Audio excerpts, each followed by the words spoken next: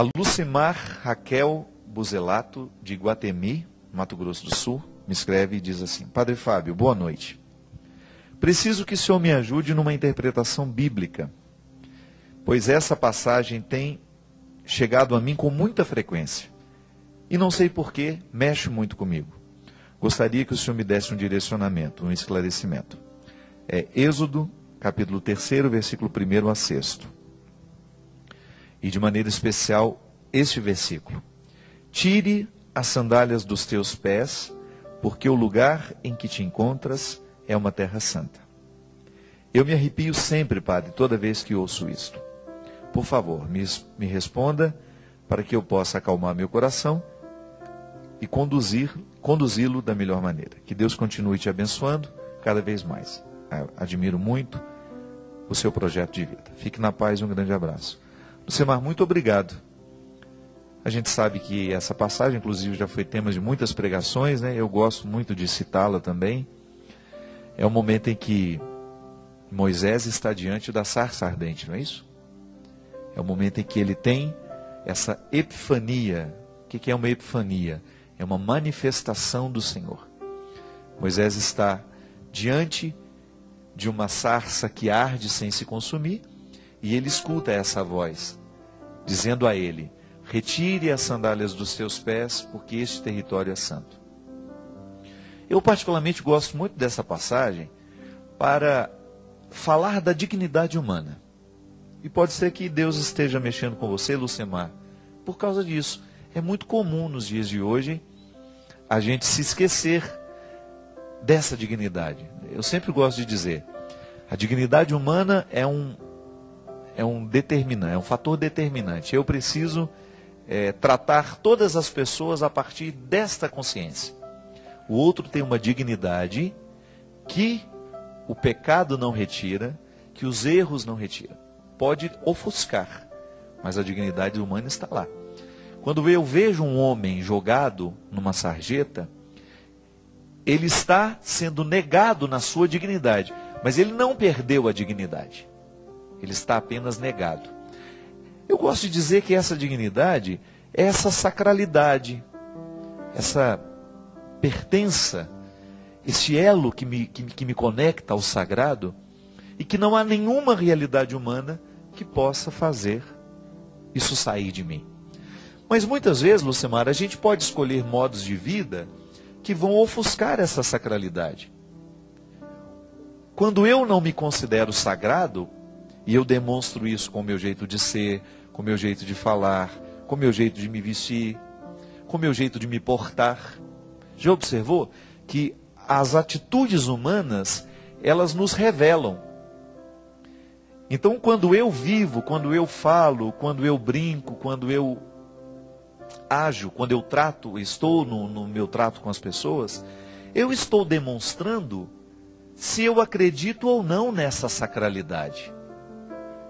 Por causa do meu jeito de viver, eu estou dando testemunho dessa sacralidade ou não. E é interessante que o outro, ao observar isso, ele vai corroborar, isto é, ele vai ajudar a manter aquilo que eu estabeleci no primeiro momento. Se eu me considero este território sagrado, tal qual Moisés precisou reconhecer naquele lugar onde havia a sarça ardente, será mais fácil o outro reconhecer em mim esse território santo, Lucimar. E o reconhecimento dessa santidade, dessa sacralidade do território que somos, ajuda muito na relação com as pessoas. Da mesma maneira como eu também preciso olhar para o outro e reconhecer que ele é um território santo, que eu não tenho o direito de atentar contra ele. É o que faz a vida, né, as relações serem harmoniosas, serem respeitosas. É o que me faz querer me aproximar do outro de um jeito certo. Por mais que eu ame, eu não tenho o direito de invadir a vida do outro. Inclusive, outro dia eu acompanhei um caso que mexeu muito comigo, sabe?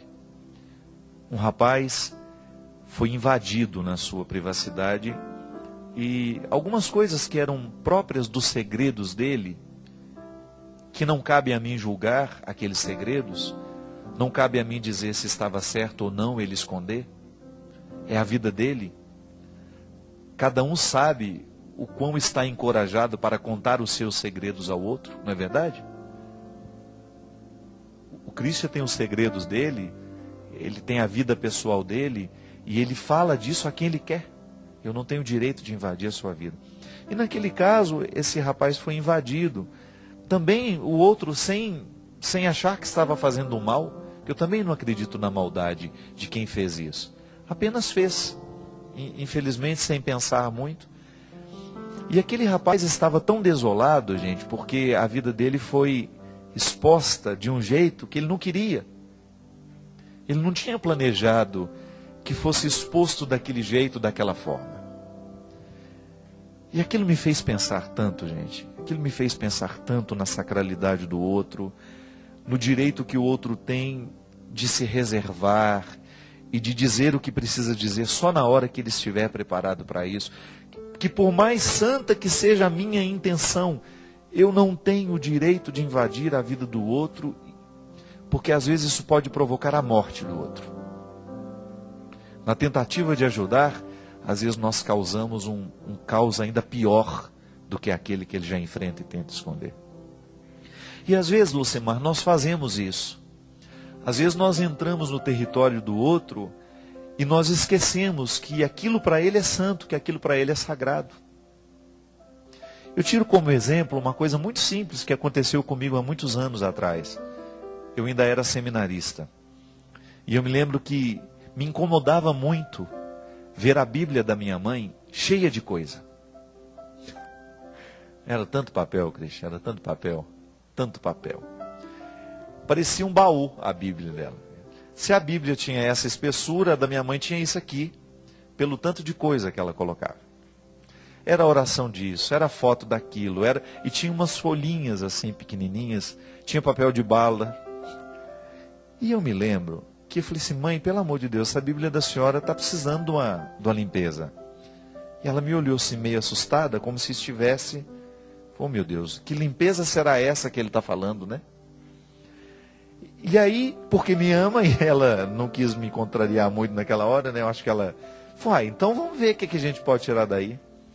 E eu me lembro que na hora que eu comecei a tirar e jogar fora, assim, tirar, ela foi ficando acuadinha, né?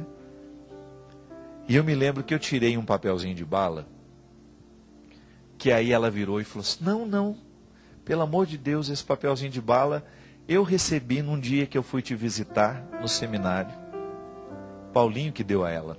Lembro direitinho dela falar isso. Eu já era padre, assim, já. Agora que tem uns 10 anos que aconteceu. E aí eu descobri que aquele papelzinho de bala, para mim não era nada. Mas para minha mãe tinha um significado bonito. Um amigo que deu a ela no momento em que ela me visitava no seminário. Então tinha uma conexão. Aí eu me lembro de Rubem Alves, né, que disse de maneira tão poética, há coisas que são mais que coisas, são coisas que nos fazem lembrar. É aquele sacramental que ficou grudado naquele papel, né? O momento sagrado, o momento em que ela me visitava, em que ela vivia uma alegria, estava mais que na memória. Tinha um papelzinho de bala, que fazia a conexão daquele momento, de uma pessoa que ela ama, que é o Paulinho lá de Nova Iguaçu, mais a Beth. Eles estavam me visitando, ela ganhou aquele papelzinho deles, ganhou a bala, chupou a bala, guardou o papel, guardou dentro da Bíblia, e aquilo para ela era sagrado. Às vezes nós fazemos isso com o outro. A gente não sabe reconhecer o que é sagrado para ele.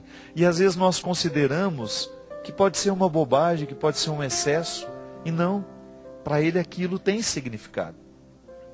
E às vezes, Leucimar, a gente precisa ter a consciência desse limite. Por mais que eu ame aquela pessoa, eu ainda não tenho o conhecimento de tudo que para ela é realmente importante.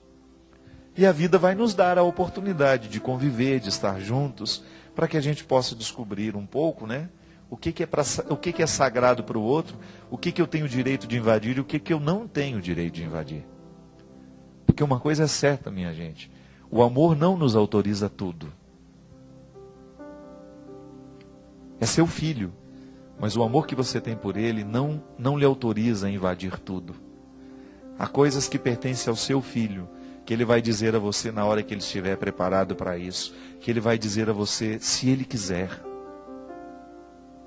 As situações, as mais íntimas do nosso coração, as nossas maiores vergonhas, a gente só vai partilhar no momento em que nós estivermos preparados para isso.